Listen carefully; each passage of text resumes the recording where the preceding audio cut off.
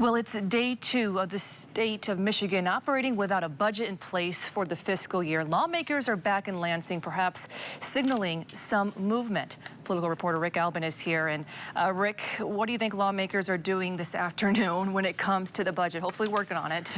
Well, maybe signal something's going on. You know, we can never be certain because they don't really telegraph these things. They don't say, oh, we're going to vote on the budget this afternoon. But what we do know is that they've been in session all day. We believe they're waiting for some members who observe Yom Kippur to return to session after sunset. That way all members would have a chance to vote if indeed they do vote for these bills that we believe eventually will end up on the floor of the Senate and the House, if not tonight, tomorrow, whenever. The Senate also has to take up a tax on marijuana as part of the implementation process. Remember, that tax, pardon me, is supposed to deliver about $400 million for the nearly $2 billion roads deal, and the House already approved it. Again, when they gavelled in this afternoon, they immediately went to call of the chair.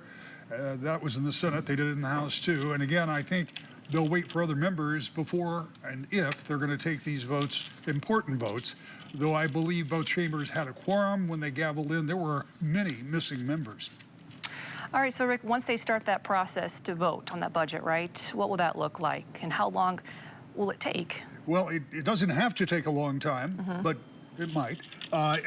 Actually, once it starts, like I said, they have to get a couple of conference committees. Those, I think, are going to be in the next hour and a half or so, and they'll agree to the bills. One is a school aid fund, and the other one will be an omnibus bill, we think, that will contain all of the other spending for government. That's at least what I believe. I think there's something like 14 budgets that will be rolled up in that bill. And they've already been agreed to by subcommittee chairs and will by the conferees, and I do think that's going to happen today for sure. So all that's left to do is to vote. Should be as easy as 2 votes on the bills and 2 votes for immediate effect. It should be, but it won't be. Politicians will want to weigh in on parts of the budget they like or parts of the budget they don't. And that will take a while, but I don't know how much time they'll allot for that. But when those bills are ready to hit the floor, it shouldn't take long at all. There won't be any changes, just a chance for lawmakers to make their feelings known. And like I say, it could take a while, and they may limit the amount of speakers, too. And again, Rick, a temporary budget extension that runs until the 8th, right? Just a few days away. How confident are you that it will be a done deal? Well, I think you have to be optimistic because this has been a long time, right?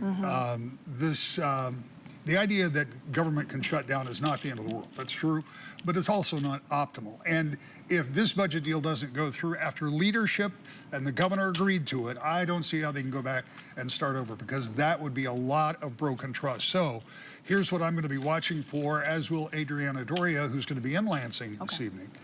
When all the lawmakers get back, how long does it take them to get rolling? And are they working on these budget bills? There shouldn't be a big delay because I can only assume that everything's teed up and ready to go. See how long it takes them to get going. And then the marijuana tax. That tax has to pass because the money that is expected to raise, some $400 million, is already baked into the budget. So that needs to happen first to get the ball rolling. I am being told that they may well have the votes to get that done in the Senate. It's already passed in the House. So when that passes, then I'm almost 100% sure that the budgets can pass. Not 100% sure they'll do them tonight.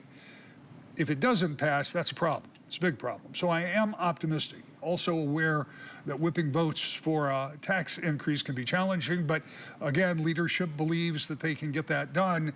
The House and the governor and the Senate Majority Leader all agreed to that. So I believe there are enough votes. I just don't know when they're going to take those votes.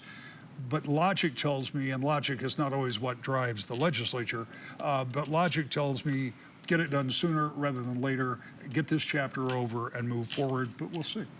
Rick, you've been covering politics in Michigan for many years, right? Yes, how often have you seen something like this, right? Yeah, it's relatively rare, and there's a big difference because the last time this really happened, 2000, I hope I get the dates right, 7, 8, and 9, when we had brief pauses, it was a much different economy. I mean, we were going through a recession and the state was really out of money. And so it was really hard to figure out how you're going to try to get everybody taken care of. And this is not the case at all. So the first budget for Governor Whitmer did not result in a stoppage, but it was really late getting done, and it was a really messy process. And this is the first time we've seen this kind of situation in exactly this form. So it's rare, and it's good that it's rare because it's pretty stressful. And what's coming up at 5, Rick, real quickly? As you know, I've been trying to find out more about what's in this budget. There are both some things that are appropriations and things that are agreements that will change some processes. And at 5 and 6, we'll talk about those. All right, Rick Albin reporting for us. Thank you so much, Thank Rick. you.